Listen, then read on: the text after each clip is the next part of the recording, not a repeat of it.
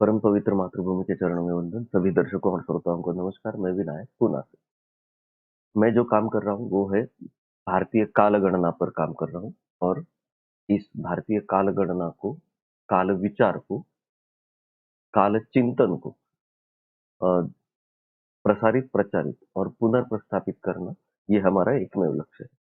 और उसी उद्देश्य से इस चैनल पर भारतीय काल गणना के बारे में जो कुछ ज्यादा से ज्यादा जानकारी रहेगी, वो सभी के साथ शेयर करने का हमारा उद्देश्य है। और इसी भारतीय काल विचार पर आधारित मैं एक डिजिटल क्लॉक बना रहा हूँ जो भारतीय काल गणना पर आधारित है। वो जल्द ही 1-2 महीने में आपके सामने एज अ प्रोडक्ट आ जाएगा। तो ये जानकारी आपके साथ शेयर करते हुए इसका इसका उद्देश्य है कि ज्यादा से ज्यादा लोगों तक इसकी जानकारी पहुंचे, एक दूसरे के साथ विचार विनिमय हो, अ, विचारों का आदान प्रदान हो और अ, इस विषय का प्रसार और प्रचार सुलभ हो सके। तो इसलिए आप सभी से रिक्वेस्ट है कि इन वीडियोस को, इस जानकारी को ज्यादा से ज्यादा लाइक, शेयर और सब्सक्राइब जरूर कीजिए। तो इस श्रृंखला में हम पहले से बहुत कुछ पिछले 19 एपिसोड्स हो चुके हैं।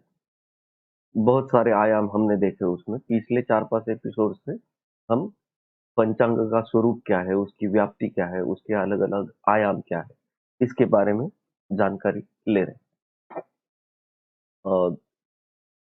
पंचांग में वर्षमान की गणना कैसे होती है, दक्षिणायन उत्तरायण क्या होता है, ऋतु वर्णन कैसे आता है पंचांग में, इसके बारे में पिछले एपिसोड में बात की। आज हम देखेंगे कि सौर मास क्या होता है, महीना, इस विषय को आज हम देखेंगे।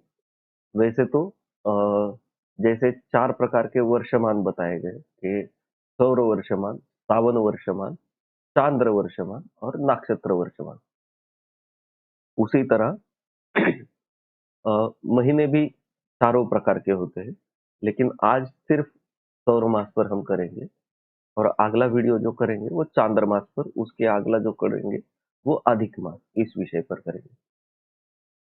तो सौर मास बेसिकली क्या है? सौर वर्ष यानी अ, हमने पहले देखा कि सूर्य का पृथ्वी सापेक्ष एक भ्रमण पूरा होने में, यानी 360 अंश का चलन होने में जो समय लगता है, जो कालखंड है, उसे हम सौर वर्ष कहते हैं। और अ, अब ये पूरा होता है, एक भ्रमण पूरा होता है, इसका आरंभ बिंदु कौन सा माना जाए? इसमें 2 प्रकार के मत हैं। एक सायन पद्धति कही जाती है और एक निरयन पद्धति कही जाती है। लेकिन अ, सौर वर्ष की गणना में सायन पद्धति का ही महत्व है। इसलिए यहाँ पर सायन पद्धति से सौर गणना में जो देखा जाता है वो इस तरह से कि अ, वसंत संपात बिंदु, जो पिछले एपिसोड में बताया कि आकाशीय विषुववृत्त, खगोलीय विषुववृत्त और सूर्य का भ्रमण मार्ग यानी क्रांति वृत्त, इनका जो छेदन बिंदु है उसे वसंत संपात कहा जाता है। और उसी वसंत संपात बिंदु से इस राशि मंडल का आरंभ स्थान माना जाता है। अब राशि मंडल कहा मैंने, यहाँ पर एक थोड़ा सा अ, थोड़ी जानकारी देना जरूरी है कि जो वैदिक काल से जो अति प्राचीन जो साहित्य है उसमें नक्षत्र विभागों के नाम तो उनका नामोल्लेख आता है, यानी अश्विनी, भरणी, कृत्तिका, रोहिणी, रेवती तक जो 27 नक्षत्र है उनका उल्लेख प्राचीन साहित्य में, वैदिक साहित्य में आता है। लेकिन जो राशि कहते हैं, हम राशि विभाग जो कहते हैं, जिन्हें मेष, वृषभ, मिथुन आदि 12 नाम दिए गए हैं, उनका इन राशियों के नाम वैदिक साहित्य में नहीं मिलते हैं, उसके बाद के साहित्य में मिलते हैं। लेकिन वैदिक साहित्य में 12 महीनों के नाम जो मिलते हैं, वो ऋतुओं से पूर्णतः सुसंबंधित मिलते हैं। वो मास नाम है मधु मास, माधव मास, शुक्र मास, शुचि मास, नभस मास, नभस्य मास, ईश मास, ऊर्ज मास, सहस मास, सहस्य मास, तपस मास और तपस्य मास। ऐसे 12 महीनों के 12 नामों का उल्लेख वैदिक काल से जो साहित्य है उन पर मिलता है, लेकिन राशियों के नाम नहीं मिलते। इसलिए अ, विद्वानों में इस पर थोड़ा मतभेद है कि राशियों के विभाग मानना और राशियों के ये नाम कब से प्रचलित हुए भारतीय संस्कृति में, भारतीय कालगणना पद्धति में, इस बारे में थोड़े मतांतर है। लेकिन ऐसे हर मुद्दे पर थोड़े थोड़े मतांतर तो रहेंगे ही, लेकिन उसका एक्सप्लेनेशन, मतांतरों का विवरण बाद में किया जाएगा। उस पर अलग से बहस हो सकती है, वो बहस का विषय है, निर्णय का विषय नहीं है। तो ये जो वसंत संपात बिंदु है, यहाँ से सायन पद्धति से वसंत संपात बिंदु से राशि मंडल का आरंभ माना जाता है। और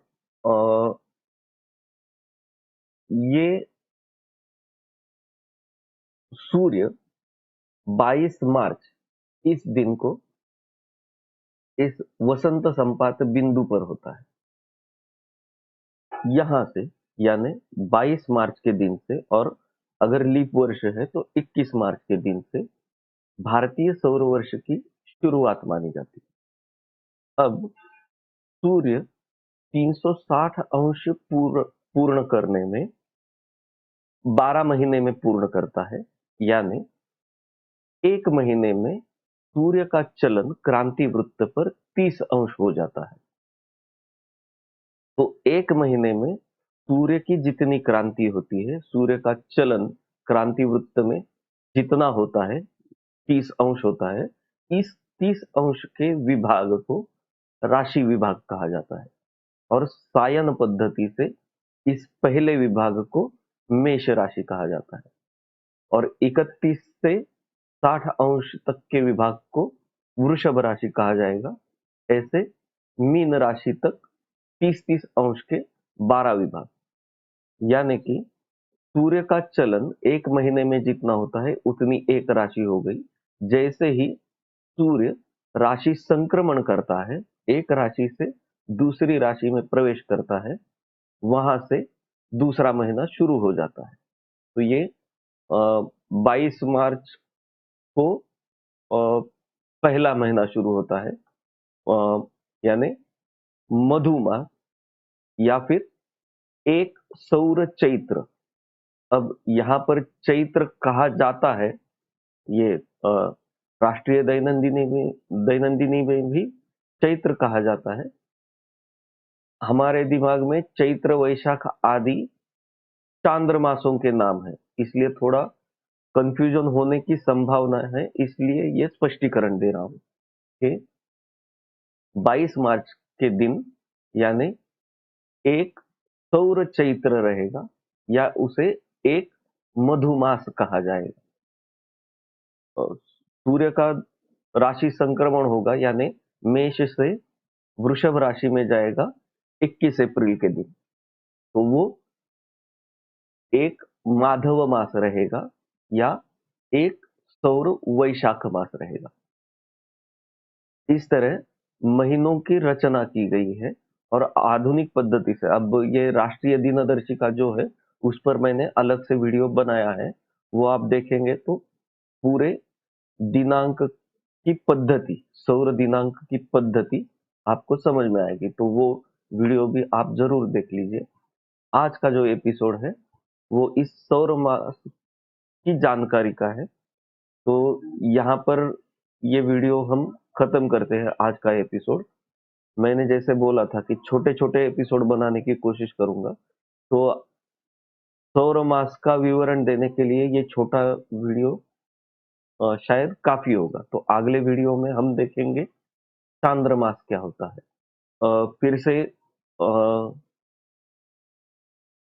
ये वीडियो खत्म करते वक़्त आपसे फिर से एक रिक्वेस्ट है कि इस भारतीय कालगणना पद्धति को प्रसारित और प्रचारित करने के लिए इन वीडियोज़ को लाइक, शेयर एंड सब्सक्राइब ज़रूर कीजिए। हो सके उतना सपोर्ट कीजिए, इंटरैक्ट करने की कोशिश कीजिए, जानकारी ज़्यादा से ज़्यादा लोगों तक पहुँचाने की कोशिश कीजिए। तो मिलते हैं अगले एपिसोड में चांद्रमास की जानकारी लेने के लिए। तब तक के लिए नमस्कार, धन्यवाद, भारत माता की जय।